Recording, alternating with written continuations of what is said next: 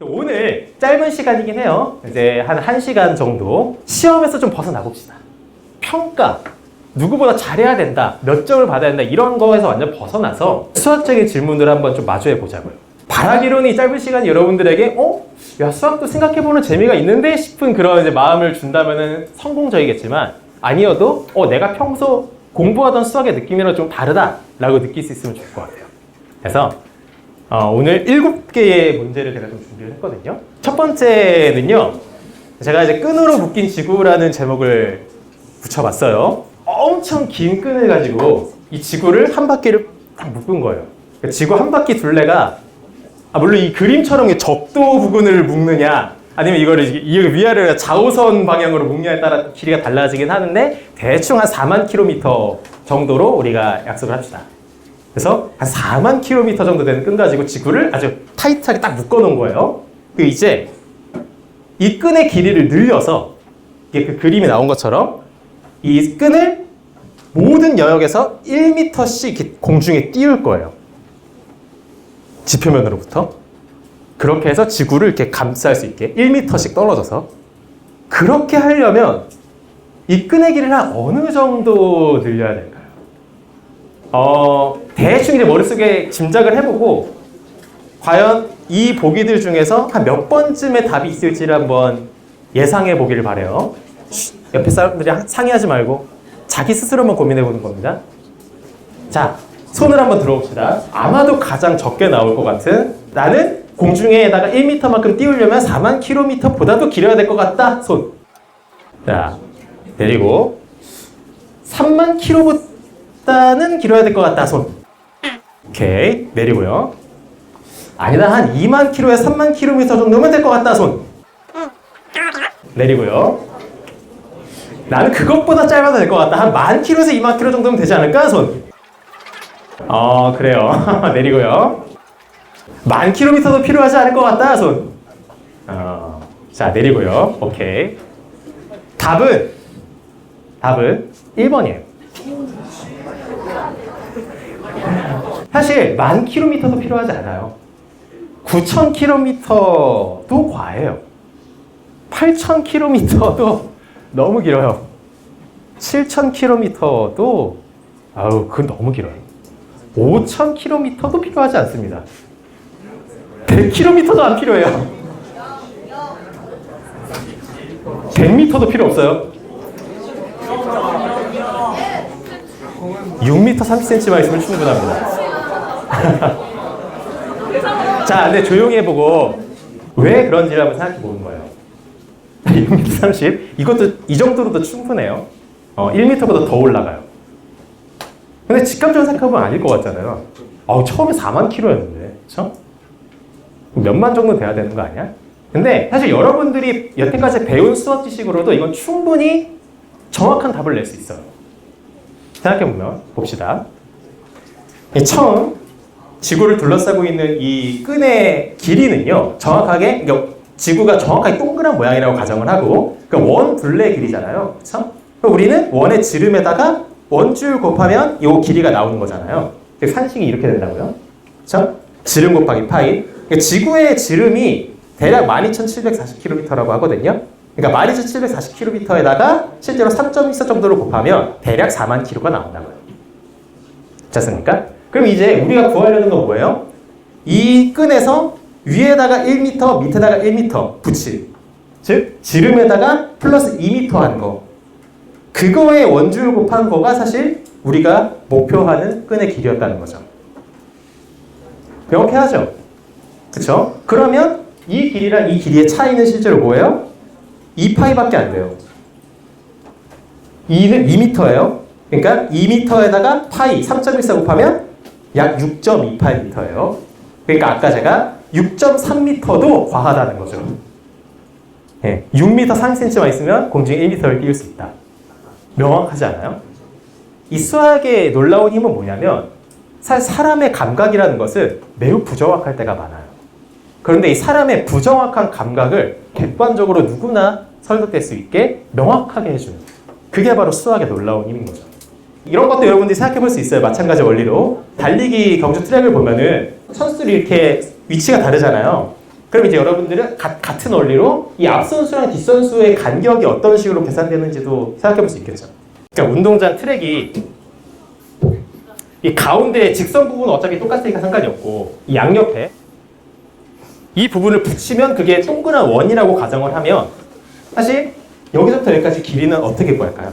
이 트랙과 이 트랙의 간격 그거 곱하기 2파이 괜찮아? 다시 이 트랙과 이 트랙의 간격 그거에다 곱하기 2파이 하면 여기서부터 여기까지 길이 합리적으로 추론할 수가 있겠죠. 물론 뭐 실제로는 조금 더 이제 그 뭐 영향을 더 고려해야 되겠지만 질문 있나요? 현재까지? 자 2번은 제가 수박의 무게라는 이제 제목을 달아봤는데 수분 함량이 99%로 이루어진 수박이 있다고 해보겠습니다. 말도 안 되죠. 너무 물수박이죠. 현실의 수박은 이 정도로 수분이 많지는 않지만 뭐 이제 가정을 해보는 거예요. 수분 함량이 처음에 99%였다. 그러한 수박이 총 100kg 있다고 해보겠습니다. 그래서 이 수박들을요, 이 100kg을 밖에다가 내놓은 거예요. 그럼 얘가 이제 수분이 증발하겠죠? 그러니까 다음날 보니까 수분 함량이 99%에서 98%로 떨어진 거예요. 그러면 이제 현재 바뀐 수박의 총 무게는 몇 킬로가 될까요? 자, 이것도 일단은 감각적으로 때려 맞춰 봅시다. 오케이. 감각적으로 킬로그램 초가 1번일 것 같아서 자, 내리고 나는 2번 정도일 것 같아서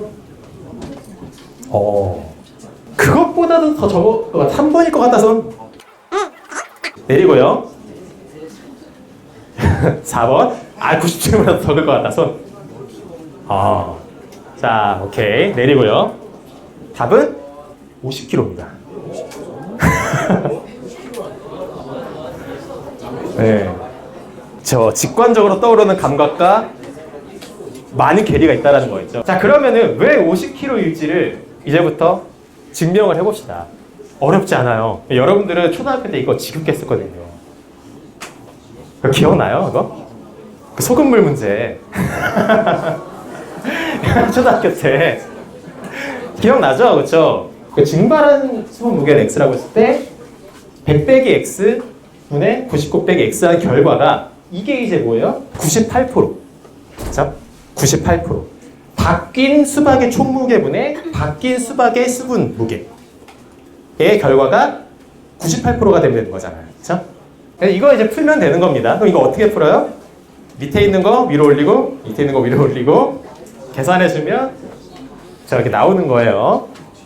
생각할게요. 좀 복잡하면 거꾸로 생각해봐요. x가 50이잖아요. 여기다 50 넣어봐요. 그러면은 100 빼기 50 하면 50. 그쵸? 99 빼기 50 하면 49. 50분의 49를 위아래다 2 곱하면 이게 나오잖아요. 그쵸? 그래서 마찬가지입니다. 이 수학의 놀라운 힘, 직감적으로 생각했었을 때는 중구난방이 될 수 있는 이 의견들이 모두 다 고개가 끄덕여지는 거죠. 그래서 저는 그렇게 얘기를 해요. 우리 인류가 역사상 발명한 가장 위대한 것이 무엇이냐 라고 하면은 저는 수학이 아닐까. 자, 현재까지 혹시 질문 있습니까? 없어요? 3번 문제로 넘어갈게요. 오케이, 좋습니다. 자, 3번은 제가 동전 회전 문제라는 제목을 한번 붙여봤어요. 자, 이제 크기가 같은 동전 두 개가 있어요. 그래서 이 동전은 고정시키고 다른 동전을 이렇게 굴리는 거예요. 이 주변에다 이렇게 굴려요. 떼굴떼굴. 근데 굴렸었을 때 얘가 한 바퀴를 도는 동안 제자리로 오는 동안 이 동전은 몇 번 회전을 할까? 생각해보면은 제가 여기 써놓은 것처럼 한 번 그냥 회전하고 올 것 같죠? 여기 오면 이제 반 바퀴 오고 그냥 한 바퀴 오고 그렇죠? 근데 실제로 굴려보면은 두 바퀴 돌아요. 여기서 이제 실제 이렇게 그 그림으로 제가 이렇게 해놨어요. 시작해서 오면은 여기 오면 벌써 반 바퀴가 굴러 있어요. 그리고 밑에 오면 한 바퀴 1회전이 끝나요. 여기 오면 벌써. 그리고 뒤에 올라가는 동안 또 회전해가지고 두 바퀴를 돌아요. 여러분들 그 동전 있으면 해보는데 동전 없죠? 그 주먹을 이렇게 맞대고 한번 굴려봐요. 자, 봐봐요. 밑에서 이렇게 얘를 봐봐. 얘가 지금 아래를 향하고 있죠? 오면은 아래를 향하죠. 또 돌아요. 여러분들 해봐요. 그냥 얼핏 생각해서는 1회전하고 올 것 같잖아요. 근데 실제로 해보면 2회전 한다는 거죠. 왜 그럴까요? 틀려도 상관없어요. 자기 나름대로 논리적으로 대답할 수 있는 학생한테는 책 하나를 선물로 주겠습니다. 자, 일단 선물 줄게요. 나오세요. 그러니까 뭔가 떠오르는 궁금증을 나름대로 논리적으로 사고해보고 그걸 한번 수식으로 표현해보고 혹은 그림으로 표현해보고 그거에서 나름대로 논리적인 답을 얻어내는 거예요. 오케이? 설명을 해줄게요. 자, 실제로 사실 이 동전이 이동하는 거리를 보면은 가운데의 그 중심 궤적을 따라서 그려보면은 원래의 길이의 2배의 지름의 원주 곱한 거니까 그러니까 2바퀴를 구르게 된 거죠. 이 둘레 길이의 2배가 되는 거죠. 이해되죠? 근데 여기서 이런 의문 드는 학생 없어요? 왜 꼭 가운데 궤적을 따라가야 할까? 우리가 처음에 생각했던 건 여기서 붙어있는 요 관계를 생각했던 거예요. 안 움직이는 거. 아주 훌륭합니다. 선물 주고 싶은데 내가 미리 말하고 할 거예요. 훌륭해요. 그렇죠? 사실 여기 점을 따라서 추적을 해보면은 얘가 막 움직여요.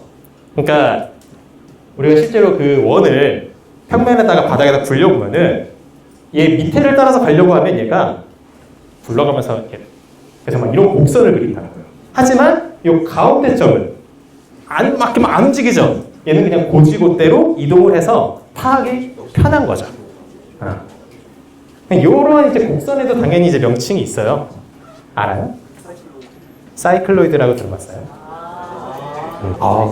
소리 나온 학생들 너무 좋네요. 그럼 사이클로이드는 뭘까? 막 이런 것도 이제 공부해보고 그러는 거예요. 동전 2개 맞대고 똑같이 이제 점을 따라서 궤적 그리면은 하트 모양 나와요. 이러한 이제 곡선은 또 에피사이클로이드라는 다른 명칭이 있어요. 얘는 이제 특별히 카디오이드라고 또 명칭을 붙여주고요. 자, 현재까지 질문 있는 사람 없어요? 네 번째 이제 문제로 넘어가도록 합시다. 제가 여러분들 방정식은 다들 알죠? 근데 연립방정식 중학교 2학년 학생들 지금 연립방정식 배웠나요? 벌써 배웠어요? 아직 안 배우지 않았어요? 그래도 다들 알고는 있죠, 그렇죠? 연립방정식은 이제 여러 개의 방정식이 주어지고 그 모든 방정식을 모두 만족하는 그러한 해를 구하는 거, 즉 공통해를 구하는 게 목적이죠. 그래서 이제 이렇게 제가 2차 방정식 2개를 주고 이 둘을 모두 만족하는 x를 구하라 라는 거예요. 보통 이거 딱 문제 던져주면 어떻게 푸느냐, 이제 그 위에 거 이제 풀어요. 뭐 인수분해를 하든 근해 공식을 쓰든. 얘는 이제 인수분해가 쉬우니까 x-3, x-1. 얘는 x-4, x-1. 그럼 x-1 겹치니까 x는 1이 공통해네. 이렇게 나오는 거죠. 근데 만약에 인수분해가 안 되면 근해 공식 써야죠. 그렇죠? 아주 뭐 다양한 방법들이 있는데 사실 우리가 이제 목적으로 하는 건 뭐냐면 x가 뭔지를 구하는 거죠. 그렇죠? 그러니까 아까 그 뒤에서도 말했지만 우리가 이제 지워주고 싶은 건 이 x 제곱항을 지우고 싶잖아요. 그러면 사실 이거 2개 빼면 돼요. 위의 식에서 밑의 식을 빼면 그러면 x제곱들은 서로 상세에서 사라지겠죠. 그리고 마이너스4에서 마이너스 5 빼면은 1 나오니까 x 3에서 4 빼면 마이너스 1. 그래서 x-1은 0이고 마이너스 1을 우변으로 이항하면 x는 1 나오죠. 탑이에요. 아주 간단하죠. 실제로 1을 대입을 해보면 1 빼기 4 더하기 3 하면 0 되잖아요. 뭐 이렇게 풀면 아주 쉽지 않겠습니까? 그러니까 만약 인수분해 뭐 이런 근해 공식 이런 거 모르면 바로 이런 거 이렇게 딱 줘봐요. 여러분 3차 방정식 근해 공식 알아요? 그 매스매스 3권에서도 이제 3차 방정식 근해 공식에 대해서 고민하다가 안 되는 거 나오죠. 외우고 있는 학생 있으면 내가 선물 줄까? 없을 거라고 생각합니다. 여러분 배우진 않으니까. 그렇다고 이거 인수분해 하려고 하면 인수분해 되나요? 잘 안 잡히죠. 근데 아까 했던 방식으로 풀어보자고요. 얘는 이제 밑에 거에서 위에 걸 빼는 게 좋을 거예요. 마이너스 5에서 마이너스 6 빼는 게 이제 1 나오니까. 아니 위에 거 위에서 위에 상관없고요. 위에 거에서 밑에 거를 뺀다 라고 하면은 이렇게 되겠죠? x제곱항 사라져요. x제곱항도 사라져요. 그리고 마이너스 6에서 마이너스 5 빼면 마이너스 1, 5에서 6 빼면 마이너스 1, 그러면 마이너스 x를 우변으로 이항시키면 x는 마이너스 1 나오는 거죠. 뒤에 학생들 따라하고 있나요? 이거 지금 흐름? 내가 왜 물음표 3개를 해놨을까? 대입하면 좀 그럼 저기 대입해봐요. 그쵸, 맞아요. 대입하면 마이너스 1 넣어봐요. 마이너스 1에 세제곱하면 마이너스 1, 제곱하면 1, 그럼 플러스 6, 플러스 5 하면 11이잖아. 11은 0, 틀린 등식이죠. 자, 다시 처음부터 봅시다. 우리 이것부터 시작했어요. 공통을 구한다는 것, 즉 이걸 만족하는 x가 무엇인지를 구하는 거예요. 그렇죠? 그러면 x는 무엇이다라는 식으로만 만들면 되는 거니까 빼면 된다고요. 그렇죠? 빼면은 x는 무엇이다라고 아주 식을 깔끔하게 소거시킬 수 있잖아.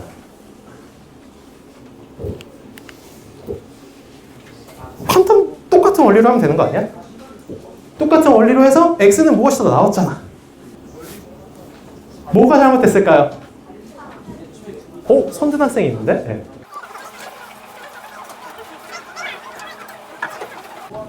잠깐만. 제 선물 다 줬죠? 하나 남았나요? 나오세요. 아주 적극적이고 그 와중에 모험적인 답안을 했어요. 못 들은 학생들을 위해서 말하자면요, 이건 애초부터 답이 없는 문제였어요. 그러니까 이 둘을 만족하는 공통에는 애초부터 존재하지 않았습니다. 그냥 틀린 문제야. 그러니까 답도 엉뚱한 답이 나와버려요. 그러니까 여러분들이 수학하면은 뭔가 빠르게 풀어가지고 답을 맞추는 게 이제 수학이라고 생각하기 쉽지만, 사실 수학의 아주 중요한 자세가 뭐냐면 나 스스로 문제를 생각해보고, 근데 그 문제가 말이 되는지, 얘가 옳은 문제인지, 기존의 어떤 내용들과 어긋나는 것은 없는지, 이런 걸 스스로 검증해보는 그러한 자세가 또 수학적인 사고로서 아주 중요한, 수학자가 되기 위한 기준으로서 아주 중요한 거예요. 왜냐하면 수학자들은 남들이 낸 문제만 풀진 않거든요. 수학자들은 자기 스스로도 문제를 만들어서 이 문제가 가치 있다는 걸 스스로 증명하고, 이 문제가 어떠한 이야기를 하는지 시사를 찾아내고 또 푸는 그런 게 수학자들이 하는 일이에요. 하여튼간 그래서 틀린 문제의 애초에 가정이었다 보니까 답이 틀렸어요. 그러니까 이게 와닿지 않으면은 제가 또 하나의 그 예시를 가져와 봤어요. 이렇게 생각해 봅시다. 루트 x가 마이너스 1이라고 해보는 거예요. 제곱근 x가. 이거 양변을 제곱하면 루트 x에 제곱하면 x죠. 마이너스 1 제곱하면 1이죠. 그럼 x는 1이죠. 다시 원래대로 돌려놓으면 루트 1은 마이너스 1. 근데 여러분 루트 1 뭐라고 배워요? 1이라고 배웠잖아요. 그러니까 1은 마이너스 1이다. 말이 안 되는 소리죠. 왜 이게 말이 안 되는 소리입니까? 애초에 루트 x가 마이너스 1이라는 이 식 자체가 답이 안 나오는 거거든요. 이게 여러분들이 이런 이제 비판적인 시각도 사실 수학에서는 중요한 자세입니다. 여러분들은 남이 이제 낸 문제들만 풀다 보니까 야, 이런 거 문제 오류야 라고 말을 하고 여러분들 풀 필요 없어 라고 하지만 그 문제 오류를 잡아내는 것도 되게 중요한 수학적 자세라고요. 여담이지만 너무 좀 투머치긴 한데, 루트 1을요 마이너스 1 또는 1이라고 받아들이는 수학의 세계도 있어요. 사실 수학은요 여러분들이 생각하는 것보다 훨씬 더 자유로워요. 근데 오늘은 여러분들에게 너무 나간 얘기이기 때문에 내가 생략할게요. 여러분 수학 선생님들에게 여쭤봐도 아마 답을 잘 해주실 거고, 인터넷에 검색해봐도 좋고, 학문 본연으로서의 수학을 공부하는 것 자세라고요. 여러분들 지금은 중학교에서는 루트 1은 1이라고 기억해야 됩니다. 시험지에다가 루트 1은 마이너스 1도 됩니다. 이런 쓰지 마세요. 틀린 거예요. 왜? 여러분들 교과서에서 그렇게 안 가르치니까. 일단 여러분들 교과서의 내용이나 일단 잘 습득하고 나중에 하는 겁니다. 자, 5번째 문제로 갈게요. 이상한 다수결이라는 제목을 붙여봤는데, 다수결은 이제 우리 민주주의의 아주 근간과도 같죠. 예를 들어서 10명의 학생이 있는데, 야, 우리 피자 먹을래? 치킨 먹을래? 해가지고 손을 거수해 봤을 때 7명이 피자요, 3명이 치킨이요 하면은 이렇게 피자, 이렇게 되는 거예요. 이게 다수결이죠. 더 많은 의견을 따라서 이제 의사를 결정하는 거. 근데 그러한 다수결 원리가 항상 이 집단의 선호를 제대로 반영을 할까? 직감적으로 생각해봐도 항상 그럴 것 같진 않죠. 그럼 항상 그럴 것 같지 않다라는 것을 어떻게 남들한테 객관적으로 증명해 보일 거예요? 손흥민 학생인데, 이거는 질문한 건 아니었어요. 이렇게 말하고 싶은 거는 결국 우리가 믿을 것은 수학밖에 없어요. 수학적으로 보여주는 거죠. 그래서 제가 사례를 하나 던져줘 볼게요. 7명의 투표할 유권자가 있습니다. 그리고 3명이 후보로 나온 거예요. 이게 반장 선거든 뭐든 상관없어요. 그래서 후보는 가나다가 있고 7명의 유권자가 있어요. 그래서 7명이 각 후보에 대해서 마음에 드는 순위를 나름대로 다 이렇게 생각을 해놓은 거예요. 가령 예를 들어서 A는 가 후보가 제일 마음에 들고 그 다음이 나, 그 다음이 다 후보가 마음에 든다. 다 후보가 제일 싫은 거죠. 이런 식으로 자기 나름대로 다 이렇게 우선순위를 해놓은 거예요.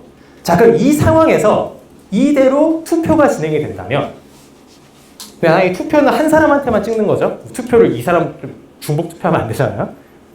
이대로 만약 투표가 진행이 되면 최종 당선자는 가나 다 중에서 누가 될까?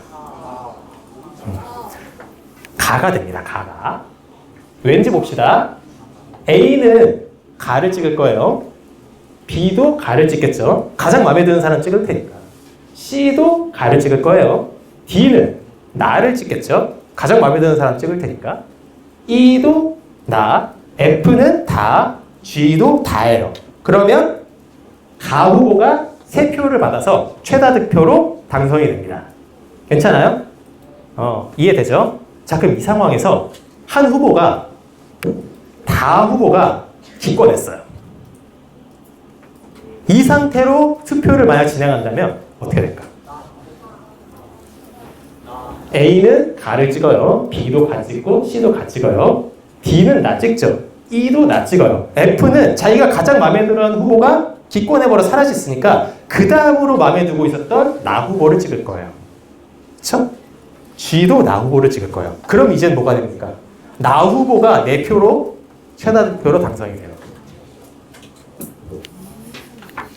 똑같은 상황에서 이번에는 나가 만약 기권했다고 봅시다. 어떻게 될까? 누가 뽑혀요? 그래요. 가 뽑히고 D가 이번에 다를 찍어요. E도 다를 찍어요. 그쵸? 이번에는 다 후보가 최종 당선이 됩니다. 제 D학생들 따라하고 있나요? 잘? 이해돼요? 네. 만약 가가 기권하면 이번엔 누가 뽑혀요? 한번 봐봐요. 그쵸? 나가 지금 하나, 둘, 셋, 넷 표를 받아서 당선이 되겠네요. 이쯤 되면 애초에 처음 결과였었던 가 후보가 당선되는 것 자체가 이거 이 집단에 제대로 된 투표가 맞나?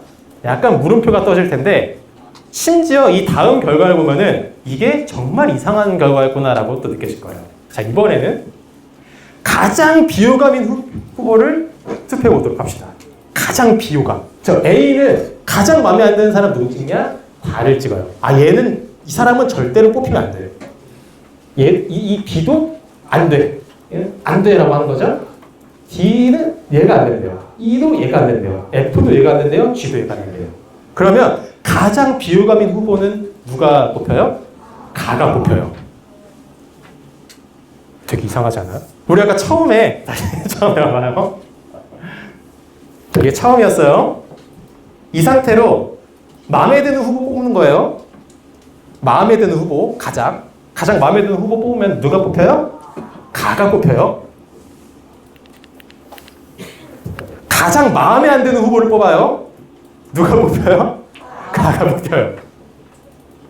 직감적으로는 다수결 원칙이 뭔가 불합리한 결과를 끌어낼 것 같다라고 하는 그런 감각, 그런 이제 뭔가 직감이 있는 상황에서 수학적으로 이것을 모델링한 거예요. 나의 이 감각을, 나에게 이 막연한 생각을 수학적으로 남들에게 보여줄 수 있는 그런 모델, 이걸 모델이라 이런 이제 예시를 짠 거죠. 보고 나니까 야, 다수결 원칙 이상하네. 이게 딱 보이는 거죠. 실제로 이러한 내용을 바탕으로 발표한 유명한 수학자가 있어요. 콩도르세라는 사람인데 그래서 이거를 콩도르세 역설이라고도 부르기도 합니다. 여담으로 알아두면 좋겠고 그러면 이제 여러분들은 이러한 뭔가 이상한 면들을 보완해주는 어떤 방법들을 생각해봐야 되지 않겠어요?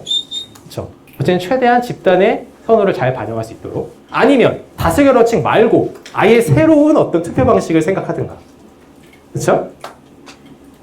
근데 그거에서도 마찬가지예요. 내가 어떤 새로운 투표 방식을 생각을 했어요. 이것이 기존 다수결 원칙보다 더 우수한 방법이라는 것을 어떻게 설명할 거야? 내가 새롭게 생각해낸 그런 보완책이 이것보다 더 나은 방법이라는 것을 뭘로 증명할 거야? 그거에서도 필요한 것은 결국 수학이라는 거예요. 모두가 고개를 끄덕이고 납득할 수 있는 근거를 제시하는 수학이. 그래서 기존에서는 이제 이거 사회과학이라고 하면 보통 문과라고 얘기를 해요. 근데 왜 이제 요새 문과, 이과 기준이 사라지고 문과도 수학을 다 중요시하겠어요? 수학은 문과, 이과를 가리지 않아요. 실제로. 여러분들이 나중에 커서 어느 분야를 가든 간에 수학은 반드시 필요한 도구예요. 남들을 설득하기 위해서든 더 호기심을 따라 공부하기 위해서든. 그래서 잘 해놓으세요. 수학이랑 최대한 잘 친해 놓으세요. 지금까지 질문 있어요?